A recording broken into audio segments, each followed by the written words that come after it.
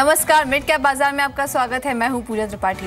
नमस्कार, मैं हूं पल्लवी। आज मार्केट में वैसे तो देखें सेंसेक्स और निफ्टी में उतार चढ़ाव देखने को मिल रहा है, लेकिन मिड कैप जो है वो शुरू से ही पॉजिटिव जोन में, और सेंसेक्स ने तो करीब 30,000 का जो लेवल था वो भी टच करने की कोशिश की थी। इनफैक्ट आपको याद होगा पूजा की मेरे ख्याल से मार्च 2015 की बात थी जब इतनी शानदार तेजी बाजार में बढ़त बनी थी, और उसके पीछे कारण ये भी था कि यूफोरिया जो इलेक्शंस के बाद बना, और वो हमने देखा कि 4 March I think was the date जब इतने ऊपरी स्तरों पर बाजार आया, और एक बार फिर से बाजार में एक बुल रन कायम है। देखना ये होगा कि अब आरबीआई की पॉलिसी है, क्या ट्रिगर्स वहां से मिलते हैं बाजार को।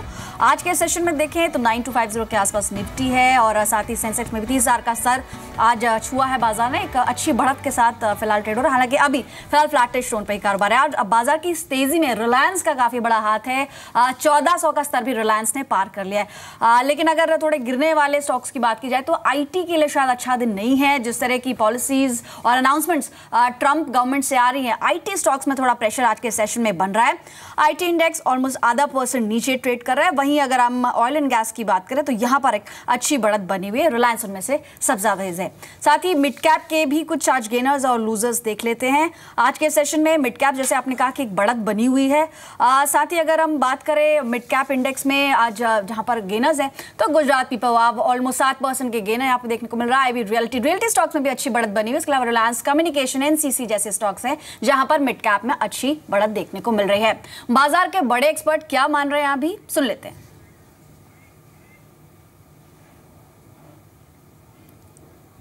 देखिए, अगर आप एक मीडियम टर्म के लिहाज से देखें तो हम लोगों को नहीं लगता है कि मार्केट ओवरहीटेड है।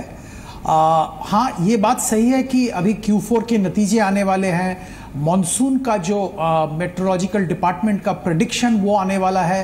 तो जब ये सारे इवेंट्स न्यूज़ फ्लोज मार्केट में आएंगे, शायद मार्केट में थोड़ा करेक्शन देखने को मिल सकता है।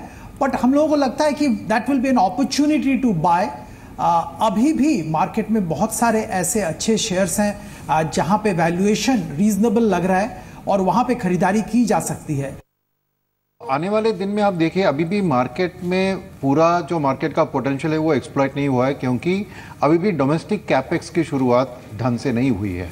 तो इस हालत में आप देखेंगे तो अगर कंजम्पशन की बढ़त अच्छी होनी है, गवर्नमेंट की इंफ्रास्ट्रक्चर स्पेंड और रूरल में रोड्स और रेलवेज की स्पेंड अच्छी होनी है, तो नेक्स्ट ईयर आप देखेंगे कि कैपेक्स में जो रिवाइवल होगा, अब तक मार्केट ने उसको पूरी तरह डिस्काउंट नहीं किया है। तो अभी भी बहुत बाइंग अपॉर्चुनिटीज है मार्केट में, और इंडिया की इकोनॉमिक ग्रोथ को देखते हुए अभी हम देख सकते हैं कि अगले 3 से 5 साल की टाइम फ्रेम में डेफिनेटली आपको स्टॉक मार्केट से बेहतर रिटर्न मिल सकता है कंपेयर टू दी ऑल्टरनेटिव्स। तो यानी कि स्टॉक स्पेसिफिक अप्रोच आप ले सकते हैं, यहाँ पर ये एक्सपर्ट का मानना है।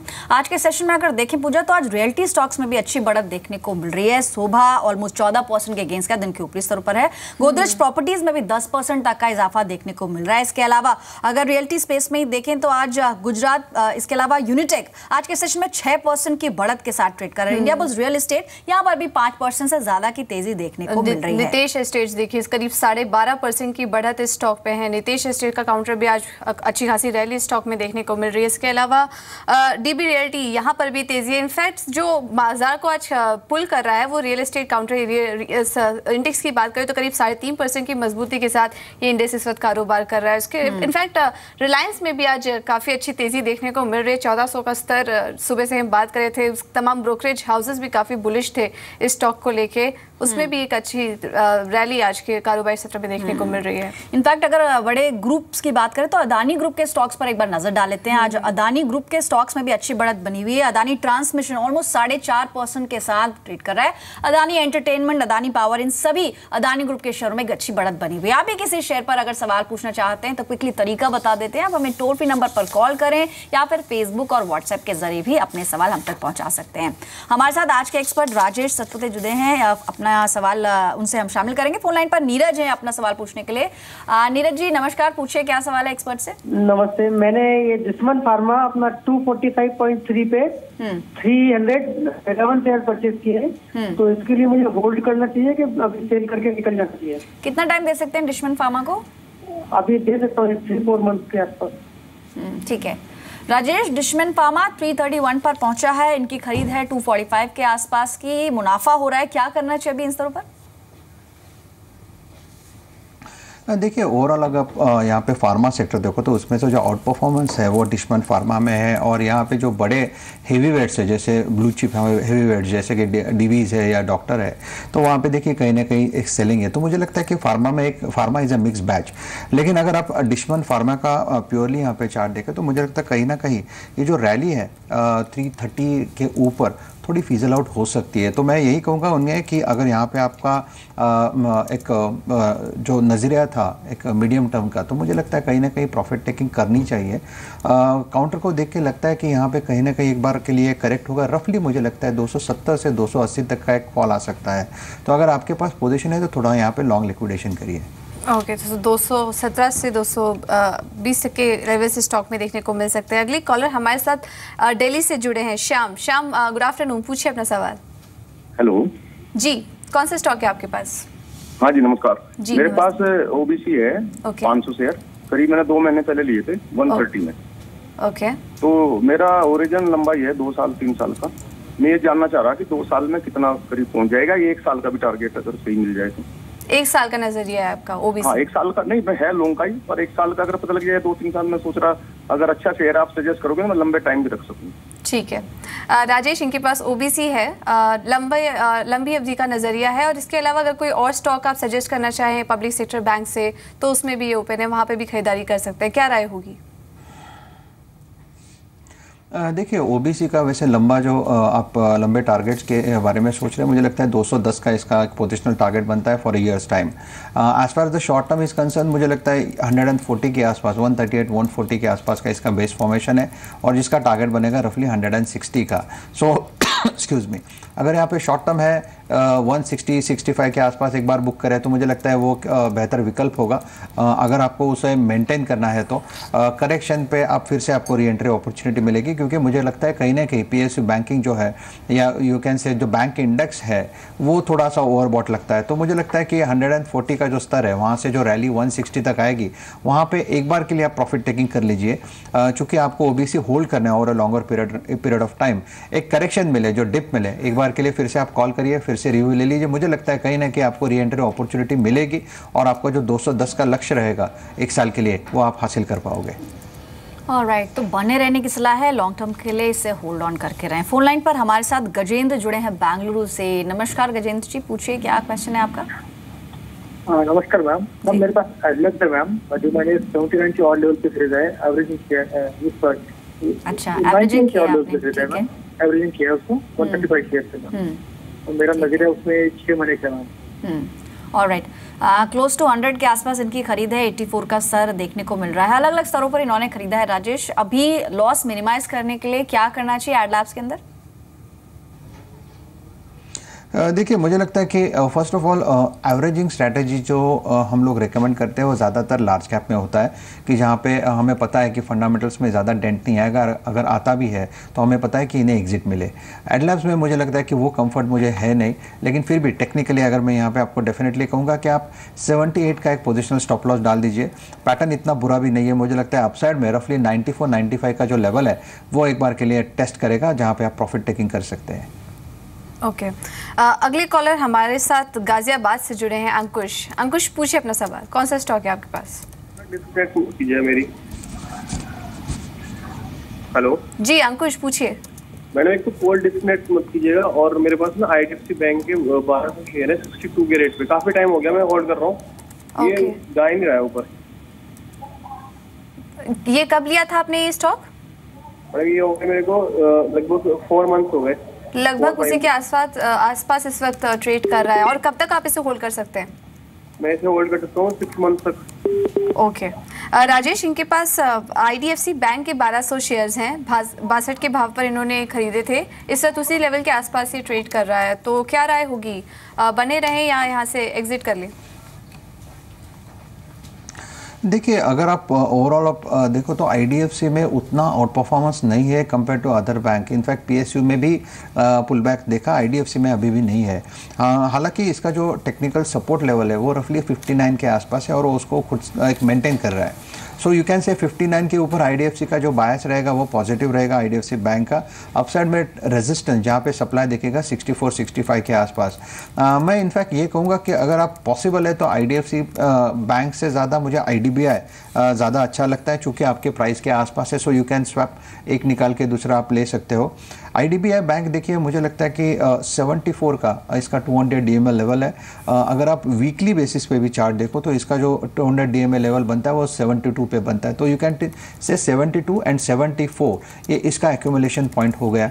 तो आगे चल के IDBI बैंक जो चलेगा तो वो कहाँ तक चलेगा, तो मुझे लगता है फर्स्ट टारगेट इसका रहेगा रफली 86 का, 84-86 का, और वो भी निकाल ले तो 90-92 का टारगेट दिखता है। तो अगर रिस्क टू रिवॉर्ड देखो तो IDFC से ज़्यादा IDBI अच्छा लगता है, तो आप थोड़ा उसको शिफ्ट करिए, एक काउंटर निकाल के दूसरे काउंटर में जाइए। तो स्विच कर सकते हैं IDBI बैंक से। अगले दर्शक फोन लाइन पर हमारे साथ हैं शशि बेंगलुरु से। शशि जी नमस्कार, पूछिए क्या सवाल है। नमस्कार मैम, मेरे पास ट्राइकॉल है @88 680 शेयर्स है, तो अभी क्या करूं, इसमें होल्ड करूं 88 या आपकी खरीद के आसपास है, कितना टाइम दे सकते हैं वैसे? मैं होल्ड कर सकता हूं लॉन्ग टर्म के लिए भी, 1 ईयर 2 ईयर भी होल्ड कर सकता हूं इसे। ठीक है। राजेश, ऑटो एंसिलरी स्पेस में फिलहाल जिस तरह का मोमेंटम है, इनकी खरीद 88 के लेवल्स की है, 90 रुपीज पे स्टॉक ट्रेड कर रहा है, 5% ट्रेड में मजबूत है, दिन के ऊपरी स्तरों के आसपास ही है। क्या करना चाहिए? टाइम का कोई कंस्ट्रेंट नहीं है, रख सकते हैं इस स्टॉक को, क्या करें अभी? देखिए प्रिकॉल में जो रैली हमने देखी थी वो रफली हमने देखी थी 40-45 लेवल से लेके 130 तक। 130 से लेके उसमें हम लोग देख रहे हैं कि इसमें एक बेरिशनेस है, इसमें एक डिस्ट्रीब्यूशन है ऑन हायर लेवल, और इसमें वीकनेस है। इसके बावजूद अगर हम लोग इसको डेली चार्ट पे देखें, जो शॉर्ट टर्म मोमेंटम हमें दे लाइक 2-3 महीने के हिसाब से अगर हम सोचे, तो यहाँ पे जो एक्यूमुलेशन दिखा, वो जो 130 से करेक्शन के बाद जो एक्यूमुलेशन दिखा वो देखा हमने 78 रुपीज़ के ऊपर। तो 78 ये जो स्ट्रॉन्ग बेस, यहाँ पे मल्टीपल बॉटम फॉर्मेशन बनता है, और जिसका टेक्निकल टारगेट बनेगा 110 तक का। जो इनिशियल टारगेट रहेगा that will B 100 rupees, which is nothing but it's 200 DMA level, और वो भी निकाल दे तो 108-110 का टारगेट है। तो यही कहूँगा, अगर आपके पास पोजीशन है आप उसे बने रहे। 78 का लेवल जो है वो एक इंपॉर्टेंट लेवल रहेगा। जब तक 78 मेंटेन करता है तब आपका जो लॉन्ग पोजीशन है उसे बने रहे और टारगेट के लिए वेट करें। टारगेट पे पार्शियल प्रॉफिट टेकिंग करें, फर्स्ट टारगेट पे, सेकंड टारगेट पे पूरा एग्जिट ले लीजिए। ओके, तो होल्ड करने की राय होगी स्टॉक में। अगले कॉलर हमारे साथ गुजरात से जुड़े हैं, जिग्नेश जी पूछिए। मैडम जी मेरे पास ICICI प्रो लाइफ के 75 शेयर है। ओके, 330 पे लिया है। अच्छा, कांग्रेचुलेशंस, काफी अच्छा मुनाफा यहाँ पे आपको हो रहा है। हाँ जी, और मेरा नजरिया है 1 साल का। अच्छा, तो अब मैं क्या करूँ? जी राजेश जी, इन्होंने ICICI प्रूडेंशियल लाइफ के शेयर्स लिए, 330 की इनकी खरीद है और इस वक्त काफ़ी अच्छे मुनाफे पर भी ये बैठे हैं। तो क्या राय होगी अब इस स्टॉक पर आपकी, 1 साल के लिए और होल्ड करना चाह रहे हैं?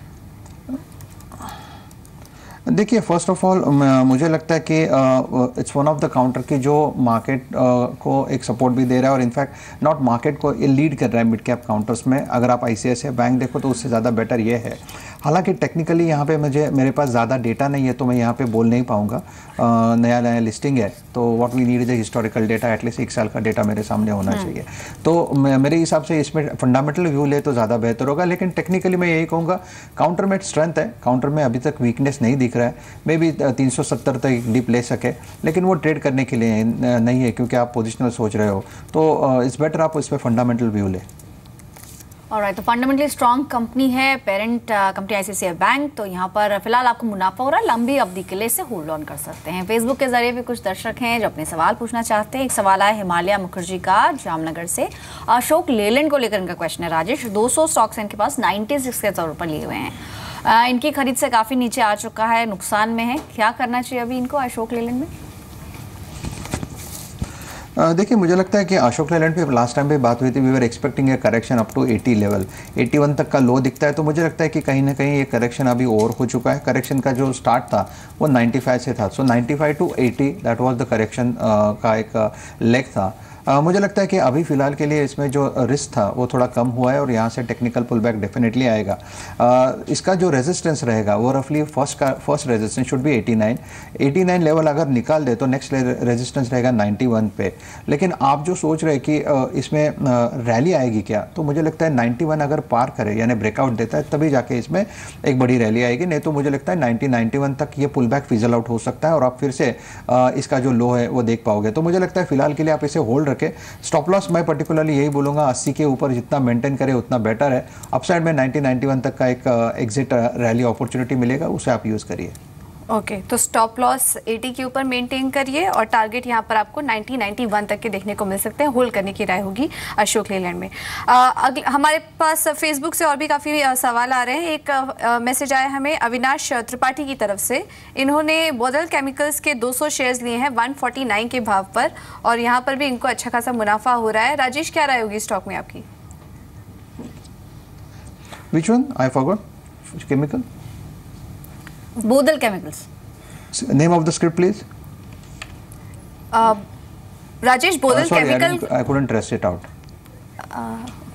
ऑलराइट, चलिए इसे फिगर आउट करेंगे। लेकिन एक और सवाल है फेसबुक के जरिए और लगातार फेसबुक पर कई दर्शक सवाल भेज रहे हैं। आप भी फेसबुक के जी बिजनेस ऑनलाइन पेज पर जाकर अपनी क्वेरी पोस्ट कर सकते हैं। सवाल हमें भेजा है राजा रॉय चौधरी ने और अदानी इंटरप्राइजेस इन्होंने खरीदा है 100 शेयर 99 के लेवल्स पर।